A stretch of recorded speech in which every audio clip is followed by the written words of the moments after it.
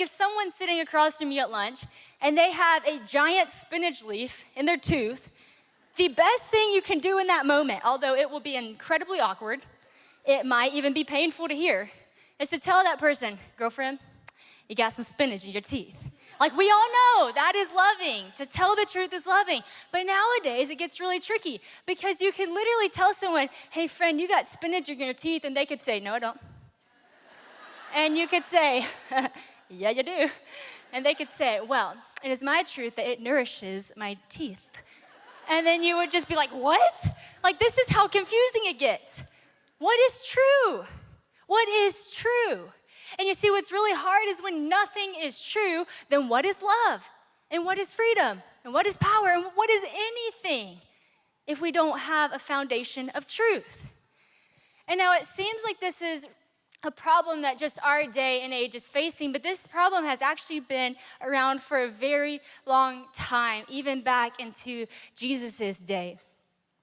In John chapter 18, Jesus is talking to Pilate because at this point in the story, the Jews were so fed up with Jesus. They were like, we've got to get rid of him. He was driving them crazy because he was challenging everything about what they believe. He was ruffling feathers. He was turning over tables in the temple. And they're like, we got to get rid of this guy. And since they didn't kill people, they were like, the Romans might crucify him if we make it seem like he's posing threat to their government. And so they turn him in, and he's having this conversation with Pilate, and the truth is super confusing. This is how the conversation goes.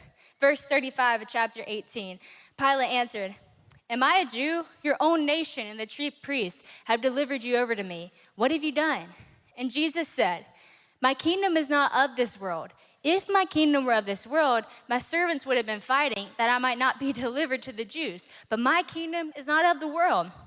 Then Pilate said to him, so are you a king? And Jesus answered, you say that I'm a king. For this reason I was born, and for this purpose I've come into the world, to bear witness to the truth. Everyone who is